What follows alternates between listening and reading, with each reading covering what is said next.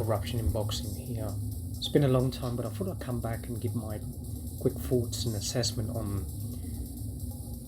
the fight card which took place in the United Kingdom yesterday.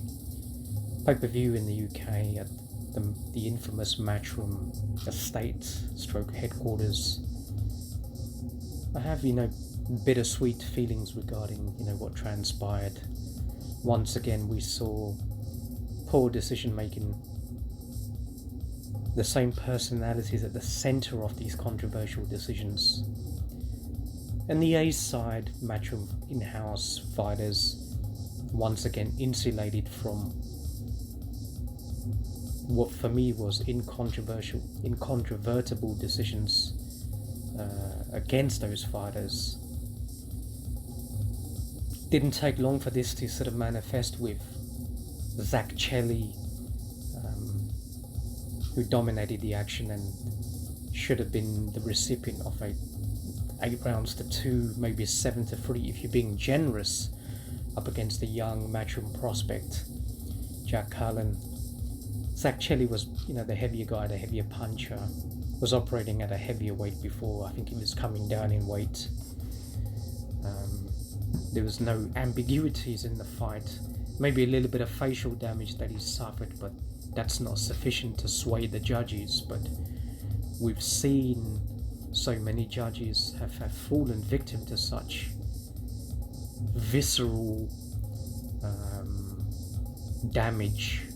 Let's look at Sorang Vasai headbutting Roman Gonzalez, and Gonzalez bleeding all over the place, but still put on a magnificent performance to what many outsiders had felt was a clear points decision victory, 8 rounds to 4.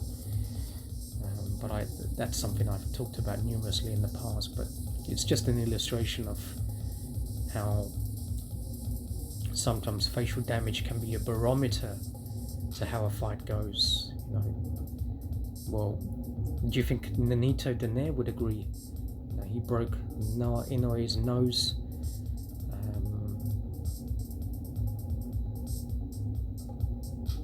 Orbital socket as well in his right eye, but Inoue fought through the adversity and should have been rewarded with a knockout victory, but there was no controversy, and he was the correct victor in their unification fight, the best fight of last year. So Rocky Marciano fought through almost a detached nose as well. So there's numerous. I can go back and give you 30-40 other fights, but Zack Chelli, unfortunately for him, he had to settle for a draw. Jack Cullen can thank Eddie Hearn for issuing him with that get out of jail card, because he should not be satisfied by the insulation that MatchRoom Sports afforded him yesterday. And that also applies to Katie Taylor as well, as Delfine Persoon cruelly denied his second legitimate victory. She should have been undisputed lightweight champion when they fought in the United States. That was a dominant display. This time Katie Taylor was a little bit better, but Delfine Persoon suffered what appeared to be a broken nose, massive swelling on her left cheek. But amazing powers of recovery, didn't affect her at all, and it comes down to people's misunderstanding of what is effective aggression. Now, if there isn't a knockout or any significant knockdowns in the fight, so not no clear 10-point margin, 2-point differentials in the scoring for the fighter who has inflicted those knockdowns, So when you're assessing effective aggression, did Katie Taylor's punches force Delfine Persoon to change her tactics? No, they didn't. Did Katie Taylor's punches force Delfine Persoon to hold and clinch to fight on the back foot? No, they didn't at all. Did Katie Taylor's punches force Delfine Persoon to tire for her energies to deplete significantly? No, they didn't. Conversely, Delfine Persoon got stronger and stronger in the fight. Did Katie Taylor's punches force a significant reduction in Delfine Persoon's work rate? No, they didn't. If you measure the statistics, Delfine Persoon's work rate increased on a linear aspect as the fight progressed. So Katie Taylor is simply a fighter who embodies style over substance. She fires short combination punches with bent arms, and her elbow position is actually below, so she's getting no traction, no rotation in the punches. It is an amateur style of punching, scoring points but inflicting no damage whatsoever. Whereas Delfine Persoon, she forced Katie Taylor into a trench warfare fight. Her relentless, sort of crude, sort of cumbersome but effective style, and in all of the exchanges, Delfine Persoon was actually landing the harder punches, and she was having the last of all of the exchanges. In fact, Persoon was forcing Katie Taylor to completely fluctuate and vary her tactics, and in fact retreat onto the back foot as well. So when you're talking about ring generalship, you're talking about a fighter who is fighting their fight and forcing the other fighter to fight their fight. And clearly Delfine Persoon was the ring general, was the effective aggressor, and I felt she landed all of the clean punches. And here's one interesting aspect as well, which demonstrates that this definitely was a robbery. Katie Taylor started off as the betting favourite, a 1-2 favourite. All of the in-play betting markets in the United Kingdom, as I was monitoring them, given the parallel time difference with when the fights were taking place, all of the in-play betting markets at the end of the eighth round had Katie Taylor an outsider at 7-4, which is a significant outsider given that there's only 2 more rounds to fulfill. So all of the in-play betting markets, and there was 5 of them who I was monitoring, all of them had Katie Taylor 7-4 before betting was suspended at the beginning of the 9th round. So all of them felt that Delfine Persoon was winning the fight before betting was suspended. So how can Katie Taylor win a unanimous points decision victory? It is an absolute travesty. I'm very, very pissed off. Delfine should have been awarded an immediate rematch, but no, she had to accept the injustice, return to Belgium, and she had a bad year, poor momentum coming into the fight, and that's the only reason why the fight was proposed at this particular time. The MatchRoom spies knew that Delfine was injured coming up to the fight. She had nagging sort of back and neck injuries. She had trapped nerve. She had poor momentum. She had economic hardship as well with her position as a police officer as well, on furlough, given Belgium was had suffered horrifically during the coronavirus, with a number of fatalities and the lockdown, etc. But Delfine, as humble as she was, she took the fight, prepared the best she could, and given what she endured, she put in a magnificent performance, especially with the facial damage as well. And it sickens me no end that Katie Taylor is insulated to this sort of magnitude.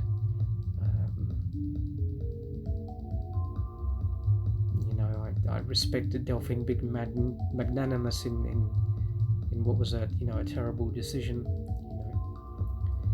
First time she stormed out of the ring, and you can't blame her, man. You're talking about the biggest fight of her career, a legacy fight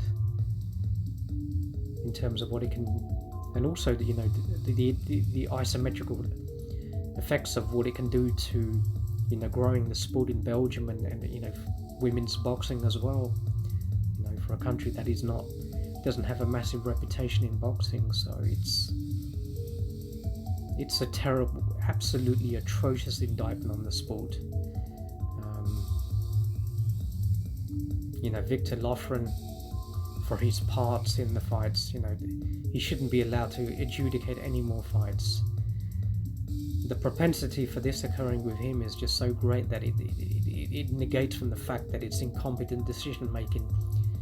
It's clearly a case that some sort of facilitation payments have clearly been tabulated towards him. There's no doubt about that. This guy, he should be locked up in the cage, and he should be denied food for 30 days. The obese motherfucker that he is.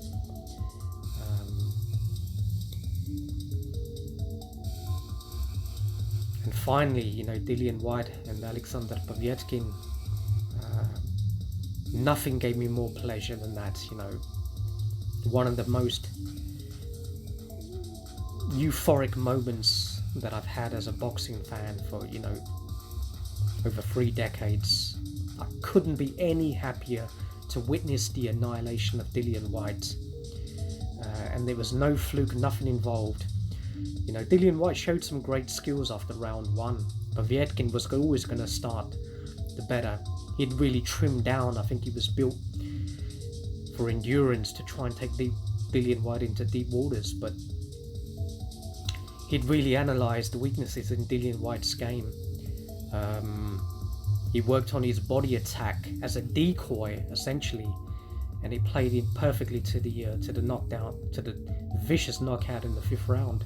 I mean, after the first round, Dillian Whyte had kind of deciphered what Povietkin was doing when he was coming in with finishing off with the left hand to the body. Dillian Whyte would, counter with his own left hand, counter left uppercut, shorter left hooks as well. And when Povietkin would come in with his jab, when he's straight overhand right, Dillian would take a step back and counter with his own jab, and sometimes with his left hand as well. But Dillian Whyte is not an explosive puncher, and he tends to kind of push his punches out. And Povietkin is the master of slipping punches, changing levels, getting underneath, shifting to the left, and firing off with his own magnificent left hand.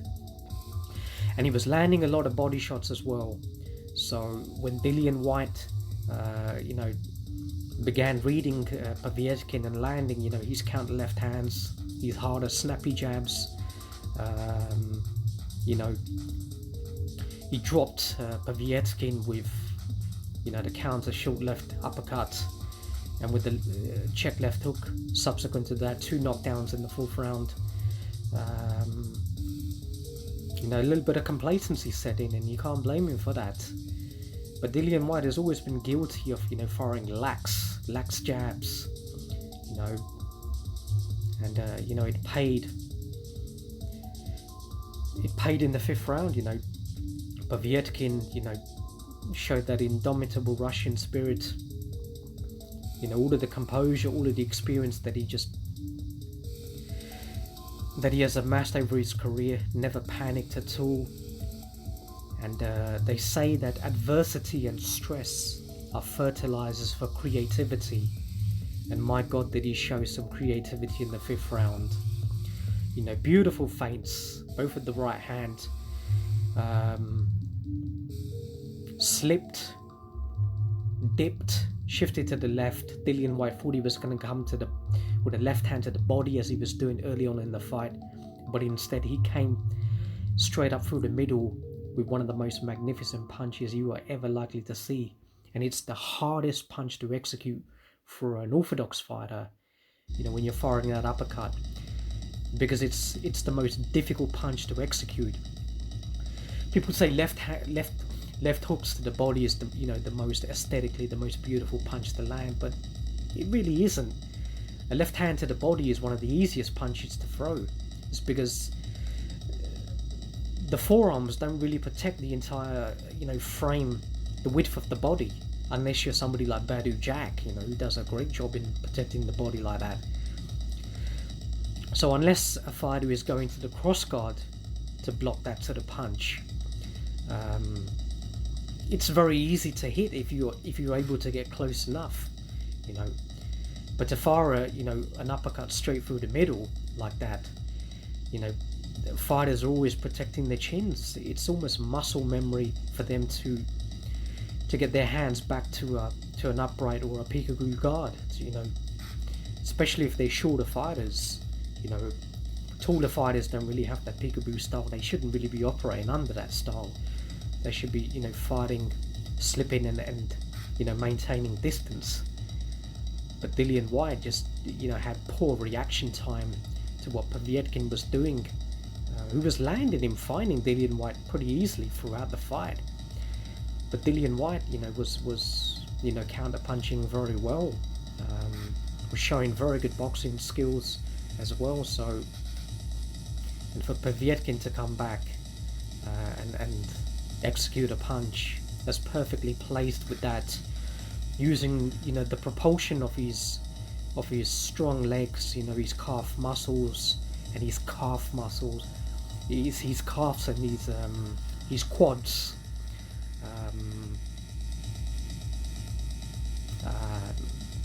not a lot of disguise on the, I mean, the punch was not telegraphed at all, you know, kept his body shape, his balance perfectly. It was a punch from, it was the rods from the gods, you know, that's what it was. And man, absolutely fantastic, you know, couldn't be happier for Sasha Povietkin, who's been dogged by all of these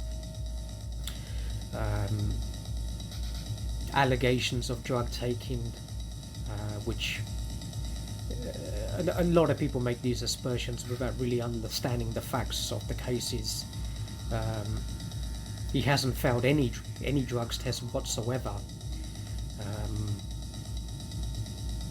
All of the Meldonian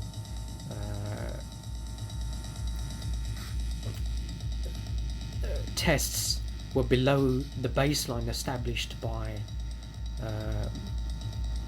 the sanctioning bodies and the drug testing facilities, because Meldonium was legally available over the counter in over 16 countries in Europe, and it was manufactured, you know, in both Eastern and Central Europe as well.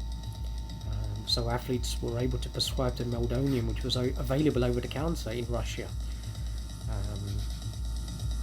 So all of the tests to establish whether Povietkin had taken it after, you know, the 1st of January were in fact negative. VADA couldn't establish that at all, and Povietkin was not fined or suspended. And for the Johann Diop's fight, the Austrian levels were purely speculative. Independent experts, and not only the best drug testing laboratories in Switzerland, had decreed that there was no apparatus available in the world that could detect levels below 4 to the power of 9 in terms of picograms. It is simply wishful thinking. A lot of the analysis that they use correlation matrices, and they cross-link it to causation. So sometimes if a fighter is accused of using growth hormones, there's no test that can actually detect that. Instead, what they do is they look at the amount of concentration of new red blood cells, because growth hormones are generated by the body, certainly after, you know, heavily resistance-based type of exercises. and they take it into effect during the recovery period when somebody is sleeping, and that's when muscle development, etc., occurs. And so a lot of the analysis which they use is primarily, causation against any abnormalities in the amounts of hemoglobin, oxygen that is fluctuating carried by the red blood cells as well. So Povietkin has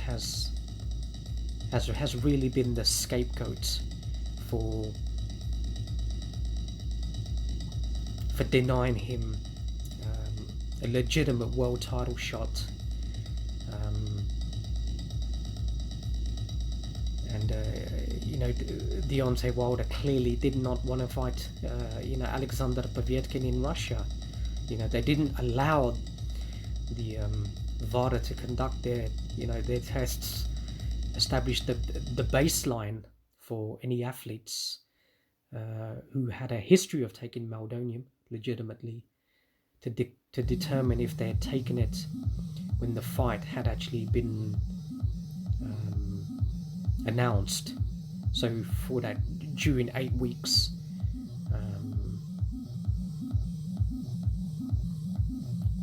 but once again, Povietkin now, he's going to be denied a WB title shot because Eddie Hearn is enacting some sort of rematch clause for a WBC interim and the diamond belt, which is absolutely ludicrous. There shouldn't be any any rematch clause for a fighter who has won an interim belt. That is absolute nonsense. Povietkin was denied what I felt was a clear points decision victory over Michael Hunter. He definitely finished the fight strongly and was denied a clear knockdown. Hunter was propelled by the ropes, and the ropes kept him up. He never had the powers to actually sustain himself, otherwise he would have clearly have gone down. So that was a clear 10-8. So when you factor that in, Povietkin should have won that fight. So I don't know why he's showing this sort of loyalty to Eddie Hearn. Andrei Rubinski should cut all ties.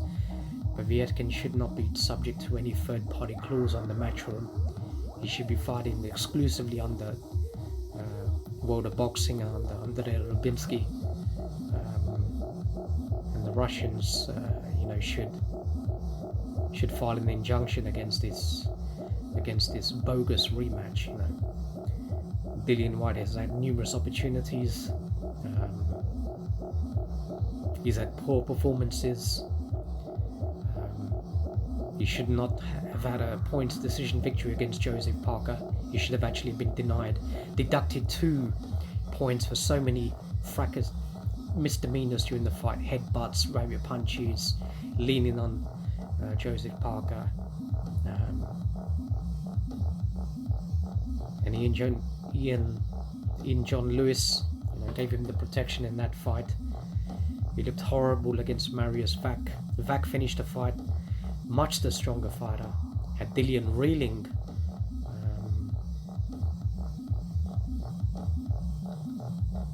And Dillian, had an opportunity to fight Joshua for the belts, but he felt £6 million was insufficient, which is an absolute. Given that over 100 million people have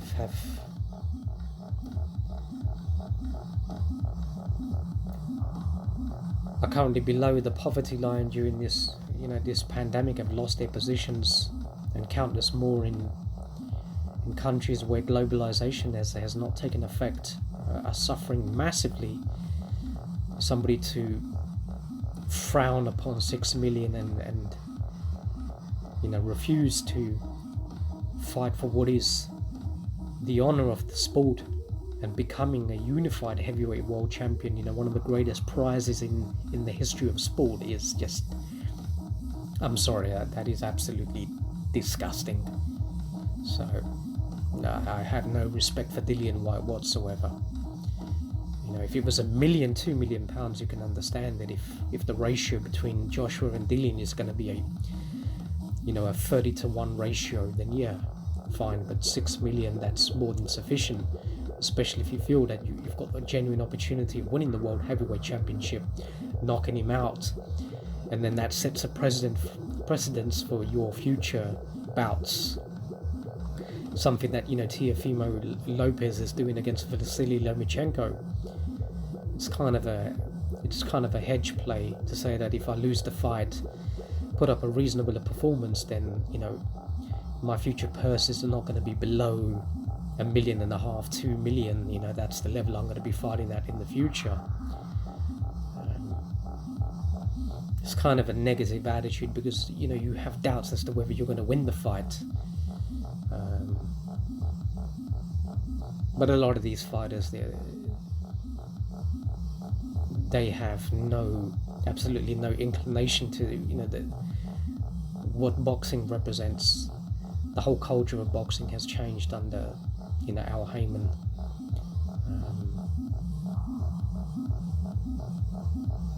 Fighters now are more interested in fighting once a year for an exorbitant purse, and the promoters are sometimes they're in a vulnerable position because they know that they simply don't have the income from a normal non-pay-per-view fight to put on these fights because of the exorbitant wage demands of the fighters. So they've got to put the fight on pay-per-view.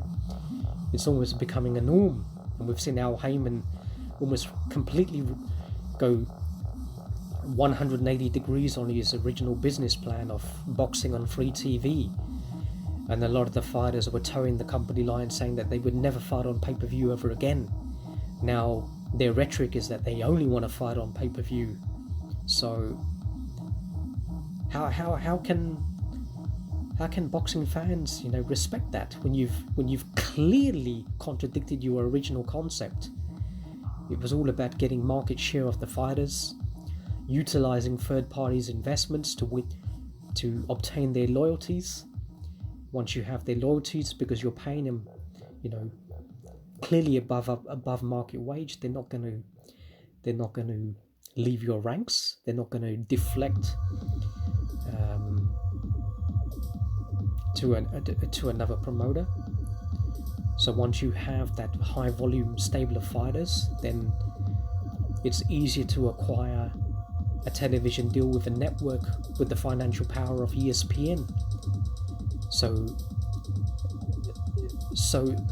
the risk, the liability and risk to the promoter himself is non-existent. The risk now, both the counterparty risk and the financial risk, is all levied by ESPN, because they're financing pretty much the entire fights, the pay-per-views, the purses, etc. So Al Heyman would naturally want to put the fights on pay-per-view. There's no risk to him at all. If the fight doesn't do well, then it's a budgetary issue for ESPN. So that is the demon which is now haunting boxing now. Fighters don't really want to fight, certainly during these pandemic lockdown times. Terence Crawford has got no interest of reducing his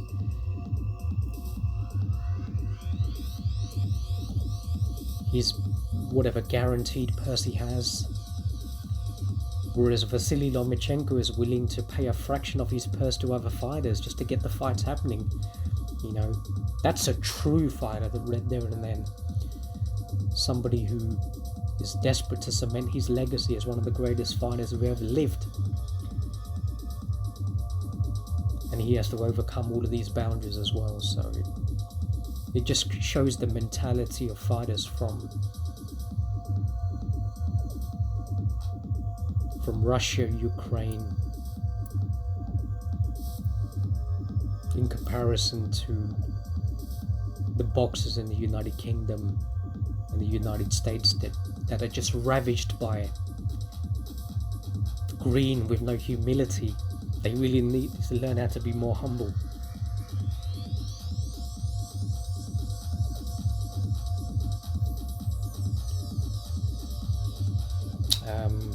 I must say, respect to Chris Kongo as well, one of the UK prospects. He put in an excellent performance up against Luther for one of the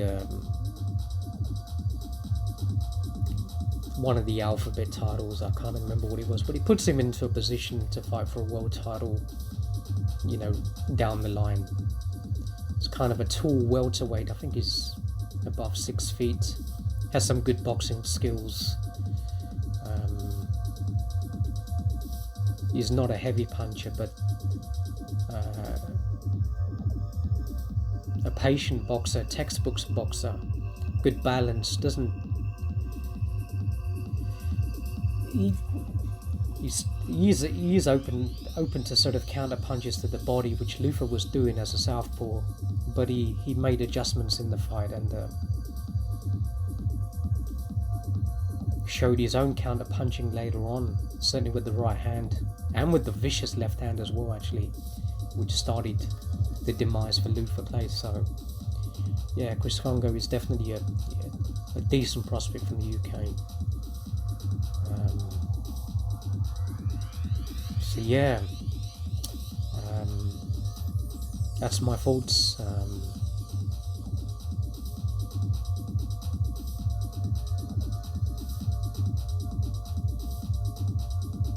Mixed bag, but predominantly I'm a little bit pissed off as well. You know, I certainly feel for Zack, Chelli, and especially for Delfine Persoon. You know, that is an abomination from what I've seen. Should not be allowed, should not be authorized, sanctioned, celebrated in any aspect at all. So yeah, corruption in boxing, I'm out of here.